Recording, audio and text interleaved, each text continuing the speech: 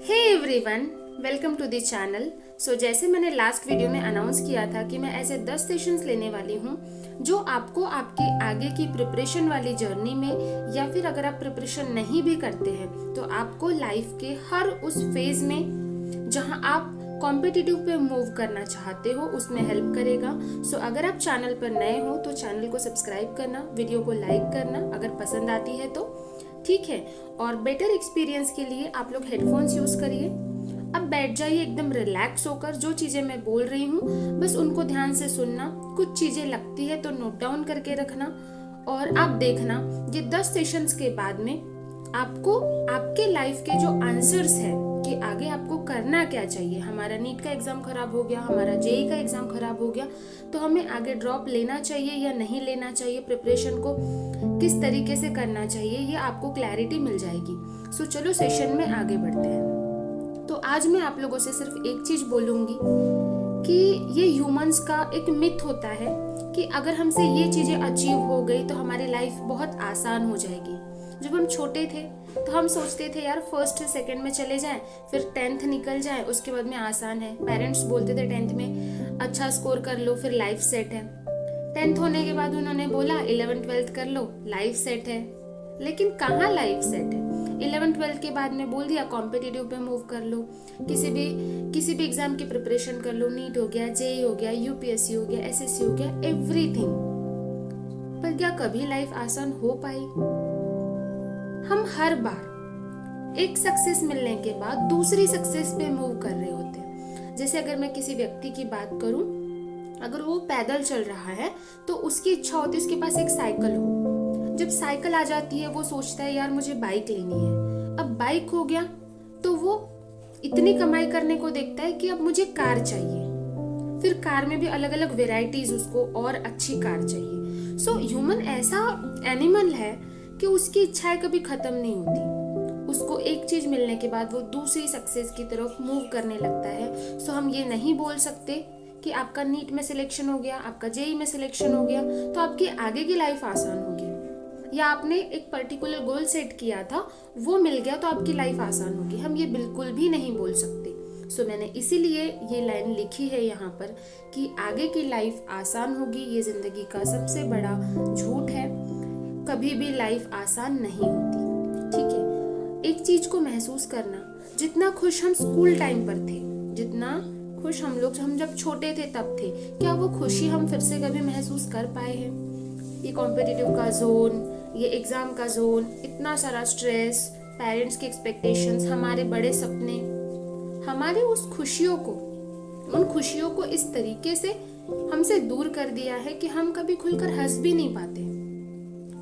तो क्या हमारी खुशियां और वो कॉम्पिटिटिव एग्जाम, क्या ये एक जैसी ही चीजें हैं कि अगर कॉम्पिटिटिव निकला तो हम खुश हैं और नहीं निकला तो हम खुश नहीं हैं? ये तो गलत है ना। सो हम यही सोचकर आगे बढ़ते रहते हैं लाइफ में कि यार आगे की लाइफ आसान होगी।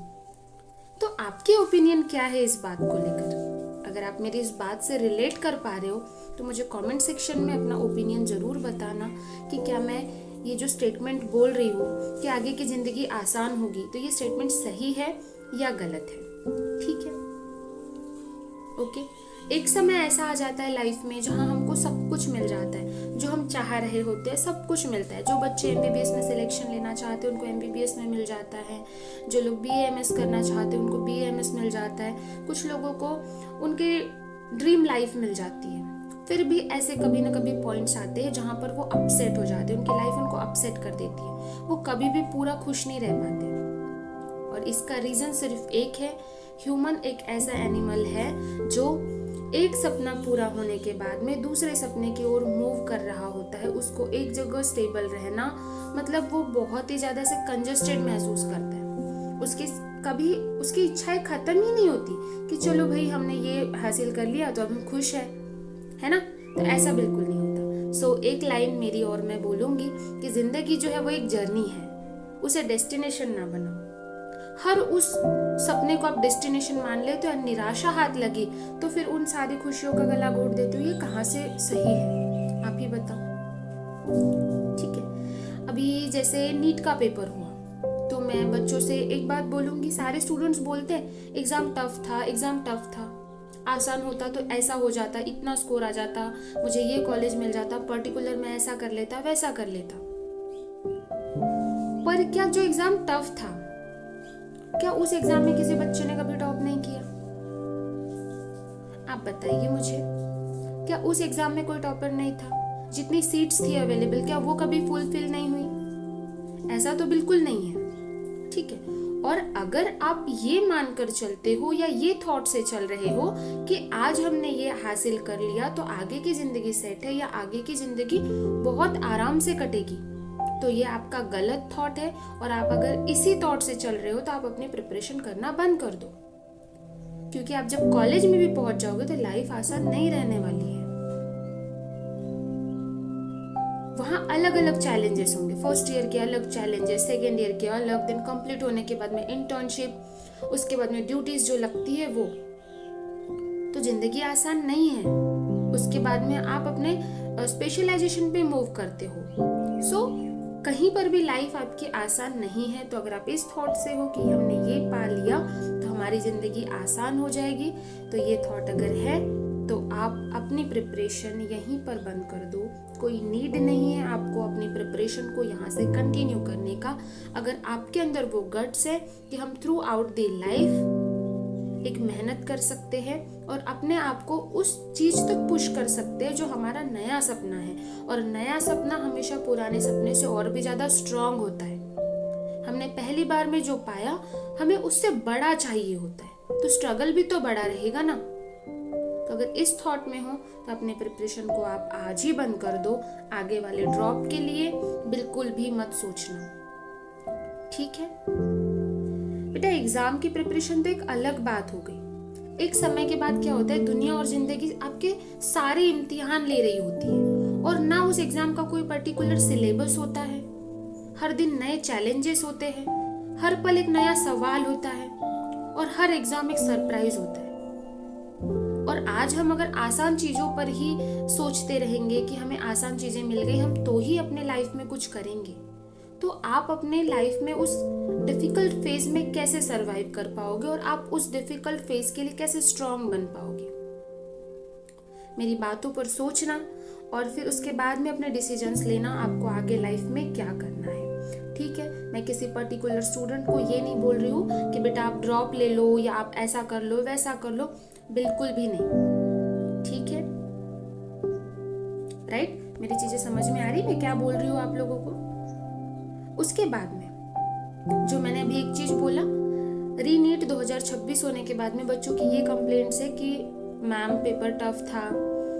मतलब मैं किसी पर्टिकुलर बच्चों की बात नहीं कर रही हूँ, मैक्सिमम बच्चों की बात कर रही हूँ। पर उसमें भी तो कोई टॉपर निकला था, उसमें भी तो जो हमारी सीट्स है, अवेलेबल सीट्स है, वो सारी फुलफिल हो जाएगी, अभी हो जाएगी, 2025 में भी हो गई।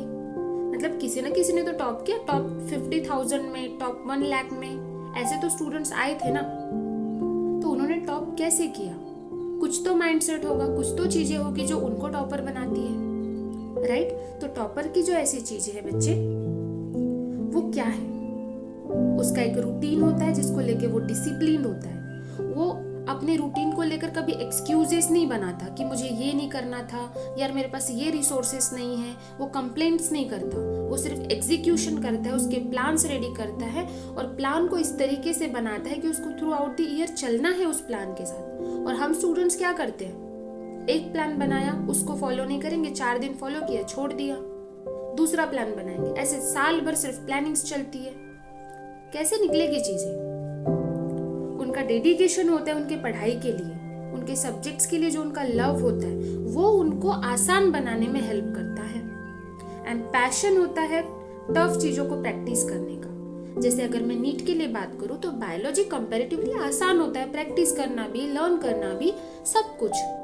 पर केमिस्ट्री फिजिक्स में ऐसा नहीं है। अगर बायो से मैं थोड़ा मीडियोकर मानूं तो केमिस्ट्री होगा, लेकिन फिजिक्स में आपको टफ प्रैक्टिस करनी ही होगी। अगर आप टफ प्रैक्टिस नहीं करोगे, टफ क्वेश्चंस की प्रैक्टिस नहीं करोगे, तो एग्जाम में अगर टफ फिजिक्स आई तो आप फिर ढेर हो जाओगे। एंड ये जो ड्रॉप की लूप है वो बस चलती चली जाएगी। तो इस लूप को आपको ब्रेक करना होगा। सो याद रखना, टॉपर जो होते हैं वो उनकी आदत से बनते हैं, उनकी किस्मत से नहीं बनते। हम बोलते हैं यार इसकी किस्मत अच्छी थी, इसका लक अच्छा था तो इसको ये मिल गया, पर बिना मेहनत के कुछ नहीं मिलेगा। ठीक है, ये चीजें समझो आप। और मेरी एक लास्ट टिप, बायोलॉजी और केमिस्ट्री, फिजिक्स, ये तीनों को आप इक्वली इंपॉर्टेंस दे के पढ़ो। बायो को आप अगर 1 घंटा 2 घंटा 3 घंटा इतना भी डेली का करते हो अपने लेवल के हिसाब से, तो आप साल के एंड में 350 नंबर बायो में ले जाओगे। लेकिन फिजिक्स और केमिस्ट्री को आप अगर बोलोगे कि मैम हम लोग लास्ट के 3-4 महीने में पढ़ेंगे हो जाएगा, तो बेटा नहीं होगा। प्रैक्टिस मांगता है, हर चीज प्रैक्टिस मांगता है। जिस तरीके से भी एग्जाम का लेवल हो चुका है, तो आप अगर उसको अभी से ढीला छोड़ोगे तो चीजें बिगड़ जाएगी। ठीक है, तो आप लोग फिजिक्स एंड केमिस्ट्री में मोर प्रैक्टिस करना अगर आप प्रिपरेशन कर रहे हो। ठीक है, सिर्फ बायोलॉजी आपका सिलेक्शन नहीं करवा सकती। जैसे जेई वालों के लिए मैथ्स डिसाइड करता है कि वो कौन से आईआईटी में जाएगा, वैसे ही बायोलॉजी वाले स्टूडेंट्स के लिए या मेडिकल फील्ड के स्टूडेंट्स के लिए बायोलॉजी डिसाइड तो करता ही है। 50% ऑफ द पेपर बायो से आया है, लेकिन क्या 50% से हमारा सिलेक्शन हुआ है? नहीं ना।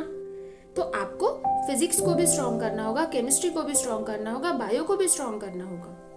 तभी आपका एक डेस्टिनी जो है वो डिसाइड हो पाएगा कि आप एक एम्स में जाओगे या गवर्नमेंट मेडिकल कॉलेज में, या फिर आप प्राइवेट अफोर्ड कर सकते हो तो वहां जाओ। ठीक है, सो मिलते हैं नेक्स्ट वीडियो में। ऐसे वीडियोस के लिए चैनल को सब्सक्राइब कर लेना। Bye bye.